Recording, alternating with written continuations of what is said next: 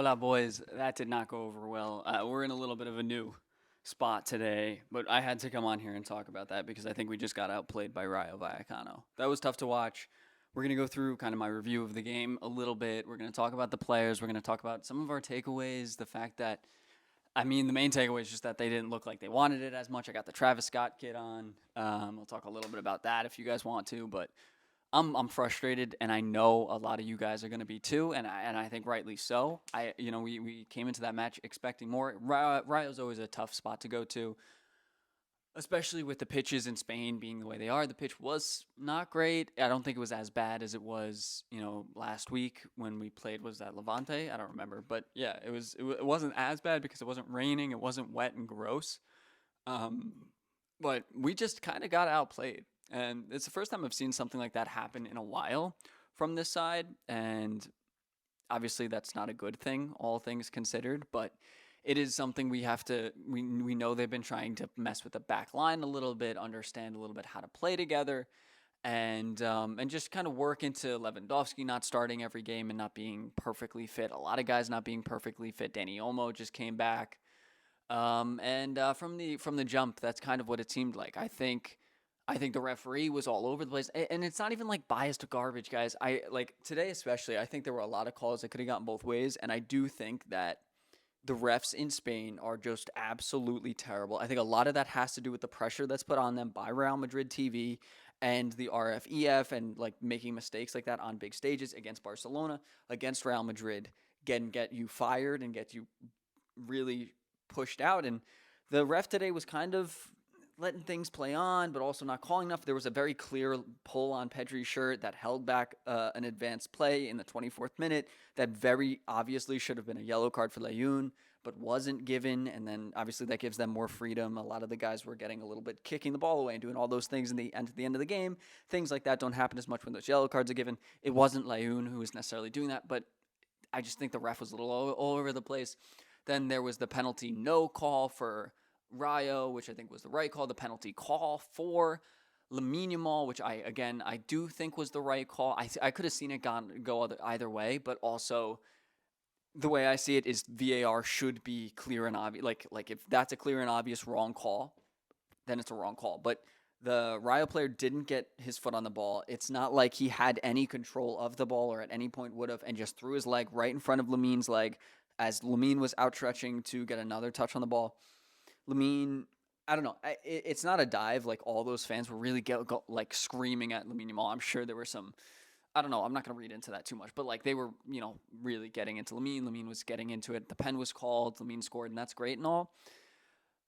But man, it's just like the marking to go down into that second goal and to concede that is really frustrating. And when you want to be right at the top, fighting and fighting and fighting, it's hard to drop 2 points like this early in the season. It's really, really frustrating, and they can move on from this. I also think Real Madrid are kind of have scraped away at some points through their past couple of matches, and Atletico obviously have been dropping points like crazy.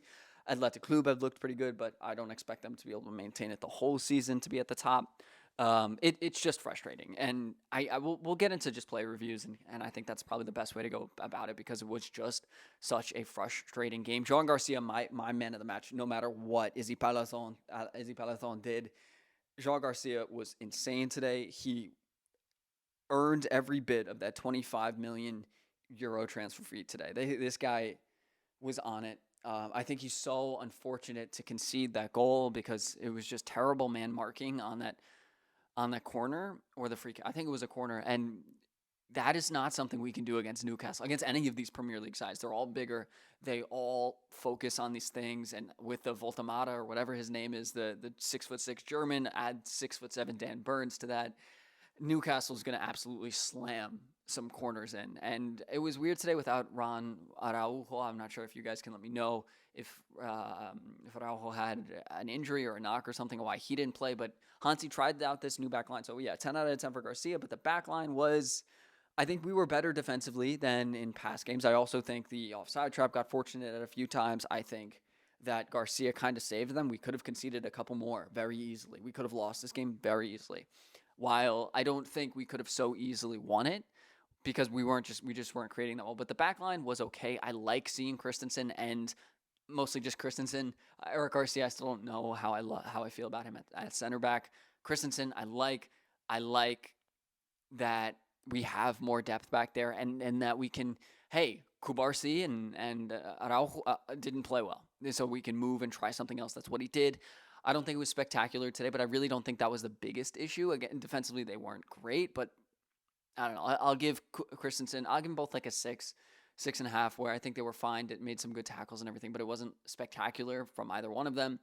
Same goes for Balde and Kunde. Kunde looked a little shaky, if I'm going to be honest with him. Made a couple good interceptions, but again, I think Rayo was good, and so it's going to make it difficult for the guys to play well, but that's okay. And Kunde didn't look great. I'll give him a 5.5, maybe a 6, somewhere in that neighborhood. Same for Balde, where there were a couple of promising runs in the beginning, but you felt like that was, I don't know, died out a little bit. And God, I really hate Izzy Palathon. He irritates the crap out of me, especially because he's screaming and yelling every time he doesn't get a call. And then when he absolutely shatters someone with a tackle or a kick or something after the play, he's like, oh, nothing happened. What are you talking about? He gets all like, it's like Bruno Fernandes a little bit, except Bruno's better. You know what I mean? Like Bruno does the same thing, whining. And then every time he makes a foul, he's like, what are you talking about? That wasn't a foul. You see the replay. It was the most clear foul I've ever seen. That's the biggest problem. I have made that. Yeah, Bruno is a different conversation here. But yeah, they're just frustrating players. I think Balde and Kunde both had some good moments, but mainly Balde was almost promising. But it was tough to really get into the play. I think you could say the same about like Rafinha and the other attackers, but kind of sixes across the board for the back line and probably the subs as well. I didn't really see much from Gerard Martin when he came in, and I don't think any other backline subs were made, if I'm not mistaken. I might be mistaken. I was eating dinner with my family while I was watching this game. Thank God they let me do that, because it was a little rude, to be honest, what I was doing. But the midfield too, like I saw Frankie make a couple good interceptions, but then at the same time there are a couple moments where you want more from him. And then on the ball too, the ball movement, the basically sustained good passing moves just weren't really happening that much. And I think a lot of that is going to go down to how Rayo played, their setup and everything, and the fact that Barcelona just didn't really respond to it that well. You usually see Hansi Flick make a big change like this, or at halftime when the team is struggling. I didn't see that happening as much today. Pedri was trying his very best, trying to move through pressure and make some space for everybody. He did. He was able to find space a couple times. But yeah, Frankie, I'll give him like a 7, because he did make some really good tackles, was able to run into space a few times, but on the same line, he did the exact opposite a few times. And I know like Frankie haters are out there. They're gonna focus on those moments, while Frankie Glazers are gonna focus on the good moments. It was a very mediocre performance, maybe a 6.5. Pedri was I feel like more impactful and more important to the progression of the ball, but again, it just wasn't spectacular from anybody today. So I'll give him a little bit of a better rating, like a 7.5. But then, you move up the pitch, and Danny Olmo missed that obvious chance right at the end of the second half, I believe it was. And that, no matter how decent he played, and I think he did play pretty well, that was terrible. I'm going to give him like a 4, because it was a pretty easy lay into his feet. Yeah, he was kind of running at it, but it shouldn't have been difficult for him. For a guy the quality of Danny and of this Barcelona side, you expect more from him. Sadly, it didn't come off there, and we were left, 1-0 up, and obviously we ended up needing more than that. So, yeah, not the best grade for him. And Rafinha, again, put a couple really good balls in there when we were on counters and we could find space, but when we couldn't find space, they just could not create, in my opinion. Every time I looked at my phone, it was just nada. Nothing was happening at all. They could not find any space. And that's, again, a lot of credit goes to Rayo for the way that they played, making it difficult for everybody. That's good. That's great and all, but it's frustrating for us who need to see more, need to grab those 3 points, and need to perform.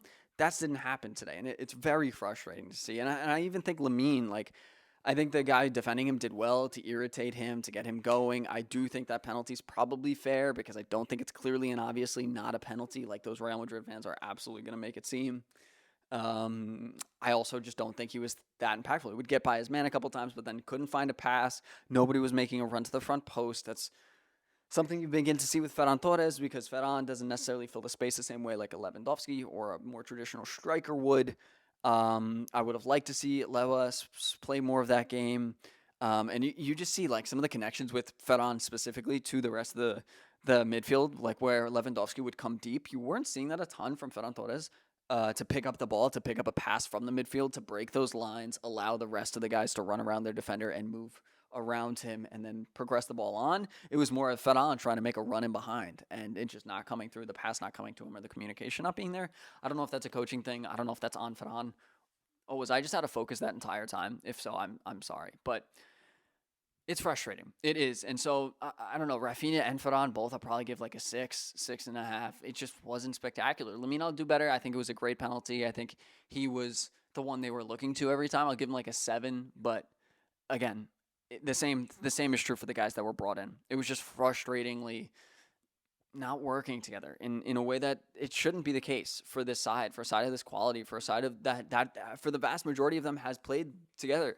And when Fermin came on, it was a lot of the same story where he got a couple of instances to impact the game, but not enough. Not something substantial. Sorry, I'm looking at the screen because it keeps looking to focus over here, which I think it was just focused on for a while, and I'm sorry about that. It's I don't know. I don't really know what's going to happen with Fermin. Apparently, he's agreed a contract with Chelsea. I'm not going to read into that too much, but it seems like he might be out the door if a better deal comes in. Though it's changing by the minute. I'm sure nothing is certain because nothing is ever certain with these guys. And so I don't know. I don't know. It was just really frustrating today, boys. And I know we're all gonna be mad. I know Michi's probably losing his mind. Hold yourself together there, brother. But I mean, I would be upset too. It was that tough, and with Champions League coming and then the international break, Gavi's injury, it's a little unsettling to go into the international break like this, to go into it now with the league technically in Real Madrid's hand. Yes, I mean, it's technically not, though, also because if Barcelona beat them in their matches, then they can win. It's not, I'm not going to scale it that crazy, but it's just frustrating to see. And it's not like I think we got unlucky that we lost. I think we did not deserve to win that game. And that's tough to say against Rayo Vallecano. Like, it's a good, solid mid-table team that can push to the top, Champions League or your spots every once in a while, but you want better. You want better from the side. You want them to dominate. You want them to have the control of the game. You want them to have more shots, have more corners, and they didn't today, or it was too close for comfort. And so we'll see how that materializes going forward. I'm sure Hansi Flick's going to try more things and figure something out. It's very clear that they keep trying things out. We'll see what that ends up looking like in the next few weeks, whenever the next game is. I think it'll be sometime after the international break, I would assume. Hopefully Gavi comes back. Hopefully Fermin Lopez stays. And all is good in the world. But realistically, who knows with what's going on right now. But as you guys do know that I will be around for it. I'll be making videos. I'll be talking about it. I'll be sitting here, probably not here specifically, this geographical spot, but I will be here talking to you guys and going over it no matter where I am in the world or what's going on. So you guys can always be ready for that. Videos coming out on the main channel in a few days too on the Camp No construction because I'm really kind of pissed off about that. But that's for another day. Thank you for watching, and I'll see you in the next one. Visca Barca, boys. We'll be back. Calma, pero I understand. Peace, everybody.